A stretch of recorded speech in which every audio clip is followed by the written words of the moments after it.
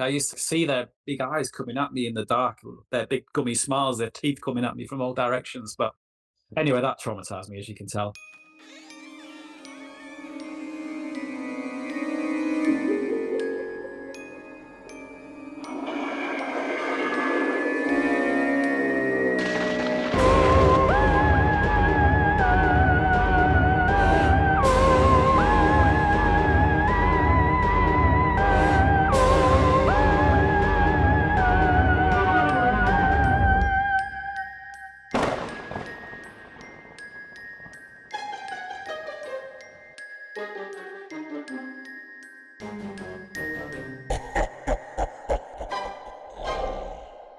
This is We Bleed Orange and Black, the podcast for Halloween and horror lovers. Join us as we interview creators, discuss our favorite horrors, and share original spooky stories.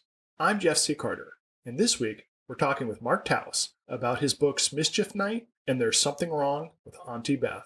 Mark Towse is an Englishman living in Australia. His stories regularly appear in anthologies and magazines, including flash fiction and cosmic horror, as well as podcasts such as No Sleep and Tales to Terrify. He has also authored several collections and novellas. Mark resides in Melbourne with his wife and 2 children. Welcome to the show, Mark. Thanks, Jeff. Absolute pleasure to be here, sir. Should I say Melbourne or Melbourne? Because I'm not a local. It's Melbourne. It's Melbourne, actually. It's Melbourne, mate. If you say Melbourne across here, you get it's frowned upon. Let's put it that way. Yeah. Right. But in the States, we have this stereotype of someone who takes one vacation and comes back pronouncing everything differently. That sounds about right. It's seen as sort of putting on airs. And so, having never been to Australia, if I walk around saying Melbourne, it hits the ear a little strange. Yeah, but I'm from Hull. I'm from the north of England, so I couldn't sound posh if I tried, Jeff, you know. So I can put all the airs and graces on, but it's Melbourne, right? Just Melbourne. Melbourne. With a Yorkshire accent, yeah. So, Mark, tell us a bit about yourself. Where did you grow up? You said Yorkshire or Hull? Yeah, Hull, Hull. That's my hometown. Yeah, but you don't say Hull. Everyone calls it Hull because it's that kind of place. So nobody pronounces the H.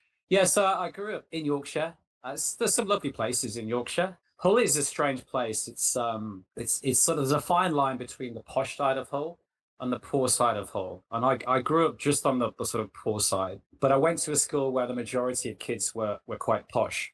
So they all had like 10, 15 speed bikes. I had like a 5-speed bike. So I had to pedal, 2-3 times as fast just to keep up. They used to go on these big skiing holidays on vacation. And I was dragged on perch holidays full of old people. And so I think that's where a lot of the sort of the horror ideas come from. Spending a lot of time with old people on buses. The deep-seated fear of old people screams from the page in your work, and that is very illuminating. It is. It's very nostalgic for me. There are so many fond memories of spending time with old people. I remember just some simple ones like creeping up behind my Auntie Jean with one of those robotic claws and just grabbing her on the shoulder and just my amusement at watching her false teeth fly across the other side of the room. There's just things like that. And, like I say, all that time spent on coaches going to places in the south of England with these old people, big gummy smiles, elbows and ribs, and always a sarcastic bastard at the front. It's just all that kind of stuff that stuck with me over time. And I like to release that in my stories. It's almost sort of, it's not even cathartic, it's more therapy, I think, just dealing with all that old people trauma. What were some of the cartoons, comics, toys, movies, or books that freaked you out at a tender age? My first library card, I got Cujo, Stephen King. I think I was probably about 12 years old. And after that, I digested everything King. Then I went on to Herbert, some Kuntz as well. So while a lot of the kids were out playing, water fights during the summer holidays, I'd be sat on my bed reading King and Herbert and just losing myself in those magic worlds, which was much more fun. What attracted you to Cujo? Where you're like, oh, it's got a dog in it. This should be nice. Yeah, I think there was just something about, when you were a kid, it's the horror you're attracted to is sort of quite different. It's that sort of taboo stuff. So if you see like a dog, a rabid dog, or like a dog with, blood running down its face, that's the kind of stuff you're attracted to as a kid. So you go through all that taboo stuff, even to the extent of when you get a bit older and, it's like you dare each other to go in try and get one of those top shelf videos and stuff. It's just the fact that it's taboo. But then you sort of get over that, and then you're sort of drawn to the more subtle type of horror. When you're in that sweet spot to first get into Stephen King books, dogs are such a big part of your world. Like, I'm a dog lover. I'm around dogs all the time, but I'm not exposed to dogs the way I was at that age, where if I'm just cruising around in a neighborhood, on foot, it's not like living in a city now where every dog is collared and leashed and in a yard or fenced in. Dogs would just run out. Our own dog was just sort of half feral. Yeah. We never bought this dog. It just came out of the woods and we adopted it. I feel the same way about my children. No, I'm joking. But my parents let the dog roam, and it just came in to eat and sleep. Wow. That's how I grew up. I didn't know any better. And this was just like a little 20-pound mutt, not like a Rottweiler or a Mastiff or anything like this. But being at a dog's level height-wise and going out and encountering dogs, I can see Cujo having even more of an impact at a young age. Most certainly. Were you fearful of the dog at all? Or? I was not fearful of our dog. I loved it very much. Yeah. But, maybe because the dog wasn't around all the time, I didn't understand dog body language. Yeah. I have this very clear memory of going up to a neighbor's dog. This thing was huge. It must have been a Rottweiler or something, or like an old wolfhound of some kind. I leaned in and I put my face right up to its face. Wow. Like nose to nose, thinking I was being cute or affectionate, not understanding what that means to a dog. I'm not too sure I like where this story's going. It snapped at my face. I pulled my head back, but I had 2 fine red lines down my face where its teeth had closed over mine because its mouth was big enough to swallow my whole face. Wow. Okay. That freaked me out for a good long while, and I learned a lesson. Don't go stick your face in a strange dog's face. These things you have to learn when you're kids, eh? Yeah. No, but I was terrified of dogs as a kid, even little chihuahuas. If they come racing you 100 miles an hour with their teeth snapping, it's like, the first instinct is to run. And the more you run, the more inclined they are to chase you. So, but I love dogs now. I wrote a story called Gone to the Dogs. They're a big part of my life.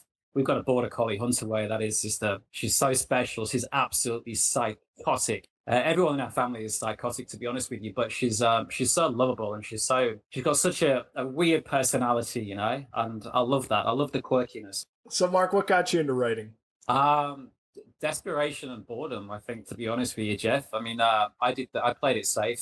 I studied maths through school and uni. That was my go-to. And because back then, in the 70s, early 80s, the arts was still very much frowned upon. So I took the safe bet of, I'll do maths and I'll end up working in a bank or something like that, or be an accountant. And then I graduated with a maths degree. And I thought, what the hell am I going to do now? I didn't want to become a teacher. I ended up in sales for nearly 3 decades. And getting to the stage of I'm so bored. Like I'm getting home from work, I'm drinking every night just to try and numb myself, try and sort of numb maybe that creative beast that I was trying to get out. And then one day my wife said to me, why don't you write? Because it's something that's been in the back of my head since school. And my English teacher always said, if you focus, you can be really good. But again, it was never something that I took seriously. And then one day I sat down and wrote a short story, and it was such an amazing experience, cathartic, therapeutic. It was, and I learned so much about myself, and it was just a really effective way of getting rid of a lot of the bile that was in my head. And from then on, I was hooked. That was it. I only started writing at 45, so this is just 5 years ago, and I am an addict now, and there's no going back. Well, you certainly have a head of steam. I have definitely been very, very prolific, especially in those first 3 years. But I think that's important because when you're writing, you have to, I think, get rid of a certain amount of bile, because you've got so many influences, that you think you're writing your own style, but there's so many influences that come out in the first stories. And I think you have to write to get rid of that before you truly find your own voice. And you know when you found your own voice, you know when that happens. I mean, my first few short stories were awful. I mean, people were biting each other's ears off and all sorts. And I was thinking, what is this trash? It was just a way of getting the bile out. And then all of a sudden you hit that flow and things feel different. No ears bitten? No, well, occasionally now and again, if I'm that way inclined. But they're intentional.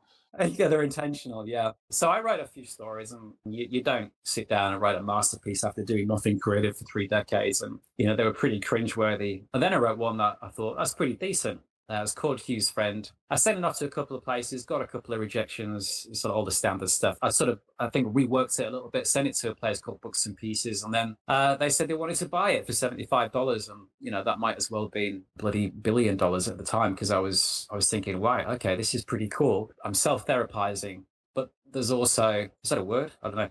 Someone who's willing to pay me for it. And then I just fell in love with short stories. That's my comfort factor. I think you mentioned in one of the earlier podcasts, you sort of gravitate towards short stories as well. I haven't looked back since. It's been a great ride, and I'm the happiest I've been in life. It's an odd thing to say, but it's just a release. Are you writing in a bubble, or do you have a peer group or critique group that you work with? No. I mean, I work in a bubble. I always have. For 5 years, I've been working in a bubble. It's an odd thing to say, but I'm quite protective of my work, which is really ridiculous, really, considering the game we're in. But no, it's after a while, you just know if you're going in the right direction. And I think writing short stories is a really, really effective way of sharpening the tool set. You have to tell a really good story with as few words as possible, and the ending has to be worthwhile. I think it was just writing short stories that helped me understand the story structure. It helped give me the idea of self-critiquing if I'm going in the right direction. In your new novella, Mischief Night, you collaborate with past guest E.C. Hansen. How did that come about if you're sequestered in your bubble? It can get quite lonely, this journey sometimes, I think. There's always a danger of being stuck in your ways or not challenging yourself. So I thought the collaboration would be a really good idea, so not only from the point of view of feeding off each other's energy, but to also understand another person's approach, to see how that differs from mine, to see if there's anything I could learn from that. So I think for us, it was both an educational experience, but more importantly, it was just fun. It was just a lot of fun. It's tag team. You write, one chapter, pass it on. So Eric is a playwright. What was that like trying to mesh with his style? Yeah, another good question, because you do get writers that go straight for the jugular. Eric's writing style is not about wasting words. It's very direct, very to the point. Whereas I like to play a little bit. I don't like to walk through the field. I like to investigate and smell the flowers and see what's happening, see what else I can find. So that was quite interesting. But I think we helped each other. We'd be quite open with each other. We were quite direct. We said at the beginning that let's just be really candid. If we don't think it's working, we'll just stop. If there are points we change, we'll change them. So we were very candid about that. And there are some parts of like Eric's that I thought, yeah, we'll just add a bit more depth to that. And he would have looked at mine and thought, yeah, we'll just sharpen that up a little bit. So it was the best of both worlds in the end. It sort of, yeah, it kind of worked out. How did you guys end up coming into contact with each other? It was via Instagram. It was just one of those connections that happen naturally because we're both very alike. I mean, we often call ourselves brothers or twins because we live almost identical lives in a way. In the fact that we live in this bubble, we have a family, we have this comfort zone where we prefer to exist. We have the same arguments with the missus and stuff. It's almost like an identical lifestyle, like a parallel universe in a way. And we have a laugh about it. And it can be quite lonely, this journey. You've got to have fun. That's why I like writing a lot of horror comedy as well. I've got to have a good time on this journey as well. If I'm writing just all about the darkness, it's going to weigh heavy on me. And that's not where I want to be. For example, in There's Something Wrong with AUNTY, BETH, the short story collection, you'll notice a lot of serious stuff, but also a lot of the sort of comedic elements in there as well. So just to close the loop on Mischief Night, what was the inspiration for that project? We both love Halloween, and we wanted to do a story set at Halloween. And we also both love home invasion stories. So it was just a natural progression, really. I don't think there's anything more terrifying than a home invasion because it's real, it's raw, it's really going to test an already dysfunctional family to their limits. That's what intrigued us about this story. Obviously, home invasions are horrifying, but as someone who lives in Australia, you know that the world is full of horrifying things. What specifically about home invasion strikes that nerve for you? For me, it was exploring the dynamic of the family and like who would be the brave people, who would be the ones that would sort of be sat cowering in a corner, how would they would communicate, how would they would work together to try and get out of the situation. That's what I'm always keen to explore with any story. You know, the story for me is not just about the plot, it's about the journey of the characters and like how a character starts at a certain point A, you put them through the ringer, and how they end up at point B. So you have more than one collection out. Yeah, so the original one I did was called Face the Music. That was written within a year of this writing journey. So the stories are still tales I'm really proud of. There's something wrong with BETH. That's the second one. And I've just released the third one that's literally gone on Amazon live today called You Only Live Once. It's a collection of 22 brand new tales. Sorry, that's not a plug, but yeah, I'm really proud of BETH. And for me, it's a good variation of stories, sort of different challenges and traumas along the way. Putting that collection together was fun. Is there any connective tissue, or was this just you coming up for air after some of your longer works and getting to play again with the short form?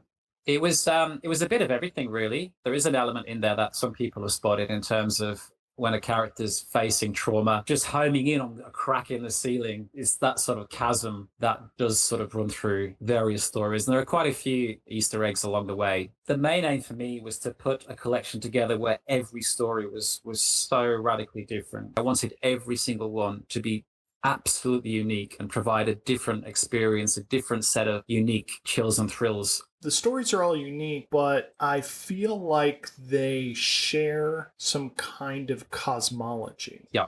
A sense of how the world works. There's life and there's the afterlife. There is sin and there's punishment. I'm being vague, I know, but no, you're right. Yeah. Guilt and damnation and punishment seem to be a through line, less so than a cosmic horror perspective. Yeah, absolutely. I think everyone loves a good revenge arc or a good karma story. I'm a big fan of those. You can meet anyone in the street. You don't know their story. You don't know what they're responsible for in the past. That intrigues me. My wife thinks I'm on the spectrum, but when I meet someone, I can't do superficiality. I can't do the standard nice weather, how are you, how's the family. I want to crawl inside their brain. I want to scrape away at the layers, try and find out what makes that person really tick. What do you really want to talk about? What's on your mind? My wife thinks I'm totally weird. I think she wants to get me sectioned, but that's the kind of stuff I'm really, really interested in. What is the dark side of you? What really drives you? Because we've all got one. I think you just have to embrace it. It's interesting that you mentioned the dark side, because if there is a theme in this collection, I feel like it is doubling and dark halves. There's a lot of literal reflections, a lot of mirrors, people staring into their own images. They either have an inner self or a shadow self. There's also a lot of broken mothers. Yeah. I think it's fun, maybe not the right word, but I don't think anyone has the ideal relationship with their parents. The relationship one has with one's mother, it varies so dramatically, but it can be responsible for so much trauma. The effect our parents have on us, because that's our only real influence until we're approaching adulthood or the end of teenage years. And it can be quite a traumatic effect. It can have a lasting impact. You know, how she brought you up, how she disciplined you. You know, were there periods of extended war in the house? Were there periods of uncomfortable silence? So a lot of that definitely makes it through to the stories. And you know as well as I do, Jeff, when you're writing a short story, there's quite a lot of your personality coming through onto those pages. Yep. So for me, it was a very therapeutic way of releasing some of that sort of trauma, I guess. So yeah, you're right. There's a lot of broken families, broken paternal bonds for that reason, I think. Again, it's just taking something and then sort of exploring the darker side of it, really, which is really what every one of my stories tends to be about. Out of the nearly 24 stories in this collection, are there any that you want to single out? The interesting thing was that readers have picked very different favorites along the way. No two readers have picked exactly the same stories. I think 19 out of the 20 have all been highlighted on a favorites list. I liked Just the Fly. I thought that was, at times grotesque, but quite an interesting story. Do you want to give a blurb on that one so listeners have some context? I don't know how to explain it in a blurb. A man falls in love with a fly. That's the best way. It doesn't end well, put it that way. I enjoyed There's Something Wrong with Auntie Beth. That was probably the most fun to write, again, because I just love old people horror. That for me is like a holiday. It's like a vacation every time I write old people horror. And we've all had that elder relation that comes at you with puckered lips and, that smelling of like a bag of candy that's being pissed all over you. But you know what I mean? It's like we've always had, we've all had those experiences of old people that freak us out. And I just love it. Has anyone complained that that seems ageist, or is there enough love there in the work that you pull off that balance of vilifying old people? Not to say that you don't have elderly characters who are also sympathetic victims or who are heroic in other stories, because you do. Yeah, when I write old people horror, generally it's got that comedy element in it, so I'm hoping take it as tongue-in-cheek. That's the main thing for me. But secondly as well, I mean, look, I just think they make really, really good characters, and we look at old people and we write them off. You can look at an old person and think, oh, they look innocent, they're watery eyes, bless them, they've had a life. But they will likely have skeletons in the closet and darkness. But this is my ode to old people. That's the way I look at it. I'm bringing them into stories, whereas ordinarily not many people write about old people. So I justify it by saying I'm giving them a resurgence. I think it's fair to say that they're usually invisible or marginalized, and you are putting them front and center. Yeah, and a lot of the stories, even Nana, my debut, that really puts them in a very strange light. But it also talks about the strength of their character, how experience has given them the strength to endure anything. They've lived through so much. Yeah, I don't know. I just love old people. I mean, I generally like old people. I generally like sitting down with them and listening to their stories. I would like to single out two specific stories. One is Time to Reflect. I thought you did a very clever thing there. You set it in the past in a sort of Stand By Me style, coming of age, direct to the audience narrative. Based on that, you can't help but build all these other assumptions all about the character and their life expectancy, things like that. And then you pull that rug, and I just thought that was so clever. Thank you. The other story is An Old Romantic. That was my favorite of the collection. My favorite too. I thought it was very atmospheric and poignant. It was surprising and it was dark, but it was also beautiful. I just want to give you kudos for that. That's a damn good story. Thank you. I appreciate that. Thank you. It's probably the most different out of the lot. Yeah. But I think it's good sometimes to sort of challenge yourself. But yeah, I love that story. Yeah, I grew up watching Tales of the Unexpected and things like that. So I've got a real gravitation towards the old school ghost story type telling with the sucker punch of an ending. And I've got a deep love for the ocean. I love surfing. I love just sitting on the top and just like the gentle undulation of the waves. I think that's sort of expressed through that story as well. 100%. Sometimes on the show, we cover TV anthology horror. Right. I'll usually cover shows from the 70s and 80s, and my partner Ryan will cover stuff from the 90s. I've had Tales of the Unexpected and West Country Tales, things like that, on the list forever. Okay. Are there any standout Tales of the Unexpected or West Country Tales? Well, we're going back 35 years here, Joe. I mean, I can't remember what I did yesterday, to be honest with you. Yes, but I know that if there were any corkers in that lot, there is that you remember them now. Yes, Hammer House of Horrors. Okay, perfect. It's on my list. And I remember I had nightmares about this particular episode, at least 2 weeks beyond it. Every time I heard a little glug in the pipes, I can't remember the whole show, Jeff. I mean, but I remember there was a crack in one of the pipes on this particular show. Just liters of red, viscous blood just started pouring out. So every time I heard the little hum in the house or a little bubble in the tank, oh my goodness, I mean, it's like when you're a kid, I'm going to wake up and there's going to be blood leaking from the ceilings and so forth. But the biggest one for me that gave me nightmares a long time afterwards was the episode from Creepshow with the cockroaches. Where they crawled out that man's chest. That was a big one for me because every time I had a little bit of stomach acid, every time my stomach groaned, I was thinking, get ready for the roaches. And I was absolutely petrified. Honestly, I used to sleep rigid. What was that? What was that? I used to look at my chest, looking, trying to find the little bumps in the chest where the cockroaches were trying to get out. But that one terrified me. Absolutely terrified me. It's not that cockroaches were going to get in you. That was a foregone conclusion. You're like, the roaches are already in me. They've already laid their eggs. Oh, They've they already gotta get out. hatched.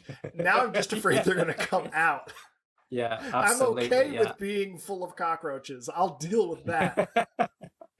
Well, you deal with the cards you dealt, don't you? Yeah. But then, it's the imagining the ones crawling out from the eyeball, like the sort of the old Candyman routine, all that kind of stuff. But that terrified me. The worst experience I've got, though, wasn't from a movie or from a TV show. Like I said, going back to my parents, like generally between the periods of war, there'd be like these long periods of awkward silence, but every now and again they'd get on. I used to call it peacetime. And one such night, they went out for dinner and dropped me off with the neighbors, short notice. And the only interaction we've had with these people so far is they bring various food packages across for us, like pastries, stews. They were Dutch, a lovely old couple called Daphne and Alf. But everything they brought across, everything tasted of tobacco because they were chain smokers. Everything was like, it was just scrapes in the bin, take the plate back. Yeah, thank you very much. That was delicious. Can't wait for the next load. And that carried on. So that was the only interaction we had. But this one such night where I had to stay there, it started off reasonably well. We played this game called Param, which is like pool, but with counters instead of balls, where you have to flick them into the various pockets. Well, that was quite interesting, apart from Alf's watery eyes and his big bony fingers scrambling along the wooden board. But then Daphne put the telly on. We only had 3 channels back in those days. And we ended up watching Psycho. Now, I was 11 years old, sat in front of the TV with these 2 really scary old people watching a man dress up as a woman stab people in the shower. So that was a bit of a weird experience. And halfway through, I remember Daphne brought me this bowl of blancmange. And obviously, I had to eat it. And they were just, watching me every mouthful I had to swallowing down this horrible tobacco flavored blancmange. And then, just the fact that they had their bony fingers tapping on their knees. They was either side of me on the couch. It was so claustrophobic. Every now and again, their watery peepers would home in on me. It was such a horrible experience. I can still hear their nasally breathing. Days afterwards, I would wake up in a hot sweat, just imagining them, no teeth, but just chewing on my neck. I had that nightmare for ages and ages. I used to see their big eyes coming at me in the dark, their big gummy smiles, their teeth coming at me from all directions. But anyway, that traumatized me, as you can tell. It seems like you got over it. I don't know what blancmange is, but sorry. I'm going to stop you there. All right. Nothing you describe can be worse than what I'm imagining. All right. Whatever tobacco stench blancmange is, it's like just a viscous bowl of that whole experience with the old Dutch couple tormenting your nightmares. So in my mind, from now on, that's what blancmange is. Let's just let it sit there then. Yeah. Absolutely. Yeah. I can't wait to hear about the nightmares, Jeff. Yeah, good one. Is Alf referenced in Mount Pleasant House? Yes. Okay. Yes. Most of the characters in my stories are people I've encountered along the way and their personalities to suit. Yes. Then I'm glad I had that extra bit of backstory. Good spot. Well done. Are you ready to talk a little Halloween? Yeah, absolutely. I haven't really got a lot on this one, to be honest with you, but I can talk about a couple of experiences back in the UK. I wasn't a massive fan of Halloween when I was a kid. I mean, I was a bit of a loner, to be honest with you. Remember one night I was just sat there playing on my computer, really sad case, and then I had this massive bang on the window and loads of eggs had been thrown at the window pane. I remember my mother walking in and she was really angry. And she said, "Are those your friends?" And I said, "No, well, they've thrown eggs at me window. What? They're not my friends, no." But that was what it was. I mean, you'd wake up the next day and there'd be like litter bins knocked over. Occasionally there'd be like shop windows put through. I came from Hull, Yeah, so it would be a bit of a carnage night. On Halloween proper or Mischief night, the night before? The night before. Sure. Yeah, the night before. Halloween, I mean, it was the night before that we celebrated, really. Halloween itself was quite sedate. Did you have any local legends in Yorkshire when you were growing up? I remember one of my favorite trips as a kid. We went to the Lake District with school, and our headmaster told us about the hand. So it was just a hand that used to crawl around. If you were going to die that night, it would tap on the window. Basically, your fate would be sealed. That's it. You're going to die. But I remember he gathered us around the campfire. We were eating our little hot dogs and stuff. And then he told us that story and then wished us a peaceful night's sleep. And then half an hour later, we had this bloody tapping on the window. And then someone found out it was him tapping with his walking stick. But Mark, that literally happens in your collection. Where a hand comes up to a window or taps and there's someone outside the window. I know. Exactly right. Exactly right. Yeah. So that was the bedroom window. And it's funny, isn't it? Even until that moment when I didn't really subconsciously connect that. But yeah, that's so strange. Mm-hmm. It's mad, isn't it? The things that stay stay with us. Yeah. Yeah. That's why I knew you would be able to tell me about a couple episodes that were formative. And you're like, it was 30 years ago. I'm like, exactly. Anything you remember from back then been super potent. I like what you did there. Absolutely. Yeah. So all of those short stories have been fermenting over the last 30 years and finally coming out. Yeah. There you go. Yeah, you got me. Like a bunch of cockroaches. Exactly. Yeah. Terrifying. Now that you live down under, are there any local monsters there that you become a fan of? Bunyips, drop bears, Yaramayahoos? Where are you getting these from? I've never heard of any of these. What? No, I've never heard of any of these. I don't know if you're just playing me or what. I've never heard of any of them. No. Okay, the bunyip and the Yaramayahoo are Aboriginal. Wow, okay. But I've heard of the bunyip, actually. Yeah. I don't know too much about it, though. It is either a sort of generic catch-all term for monster, demon, spirit, but specifically it's described as like a giant water-dwelling elephant bison thing. Wow, okay. Very fierce. I love that you're telling me about my local legends. It's quite a turnaround, isn't it? Well, I like to do a little bit of research just in case we're going to dig into it. If I can, send you off to do some exploring and have your own experience. This is also a warning, watch out for drop bears. That's it. Australia is rife with drop bears. Watch out for them. Many victims of the drop bear, yeah. We'll end with the Yaramayahu, a vampire goblin frog. Wow. It drops down and feeds on people with suckers in its fingers. I don't know, it's just not scary, is it? Considering all the other things you're probably keeping an eye out for if you went to the Outback, yeah, I could see a vampire frog, maybe not that scary. The snakes would eat all those anyway. Right. Crocodiles, but when you first come to Australia, we expected to see crocodiles on our doorstep and like snakes everywhere, but I've only seen 7 snakes. I've been here, 16 years? I mean, there's some really big spiders, some really juicy spiders, my goodness me. If you have any stories about these juicy spiders, I'd love to hear them. The most terrifying one was we were packing up to go to the beach and we got in the car. We didn't realize there was a spider the size of a hand on the roof, on the internal roof. And I saw something crawling up from the corner of my eye and I looked at it and it was absolutely massive. It was so close you could see every hair on its leg. And Steph was driving, my wife was driving. So I had to really think about what the hell I was going to do in that situation. Because if I said to Steph, there's a spider right above your head, we'd be, they'd be peeling us off the tarmac. So I remember just saying to her, look, please pull over, Steph. Yeah, just pull over because I need to go to the toilet. I made up some kind of excuse. And she says, no. And I finally had to tell her there's a spider above. And she pulled over then, very promptly, put it that way. But when she pulled over, the spider went flying onto the dashboard and then disappeared. Oh, so no. We got out that car pronto, put it that way. The point was, we never, ever found that spider. Oh. We never found it. To this day, we have never found that spider. So it could still be living there. One day we might see loads of little spider babies crawling out from eating all the flies that blow into the grill as you're driving on the highway. Absolutely right. Yeah, that was terrifying because it's, when you're helpless. I mean, what can you do? If someone else is driving and it's like, what do you do in that situation? I don't know. What are you working on next? Okay, so I am currently working on my second solo novel called The Undertones, which is based on a short story I did that I have since thought about numerous times and know that there is a lot more potential within that story. And I've had some fantastic ideas, and I can't write that quickly enough. It's very early days, but that is my major project ongoing at the moment. I'm writing a collaboration with Damon Manx, aka Rob, my second collaboration about cannibals. And there's also like a third secret project. So this is going from me 2 months ago saying I'm only ever going to work on one project ever again. And then now it's like, how the hell am I going to find the time to do all this? I don't know. Excellent.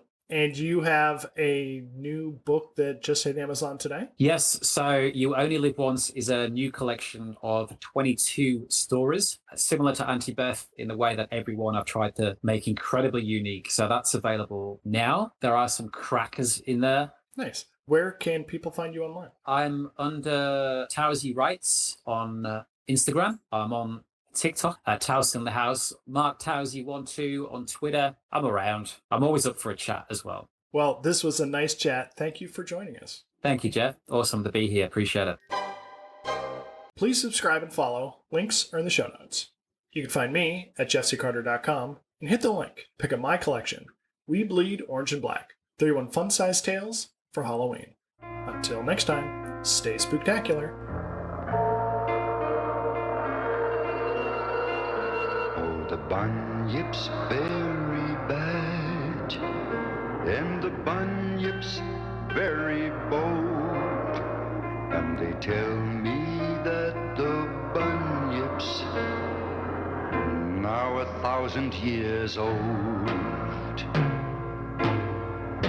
So you better come home quickly, and you better hide very soon, or the bunyip's going to get you in the bunyip.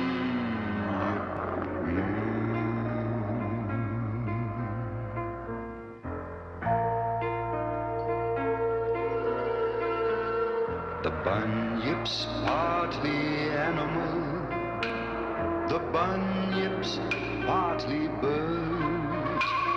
The bunyip makes the strangest sound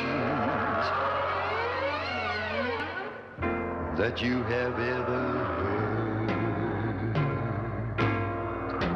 So you better come home quickly, and you better hide very soon, or the bunyip's going to get you in the bunyip moon.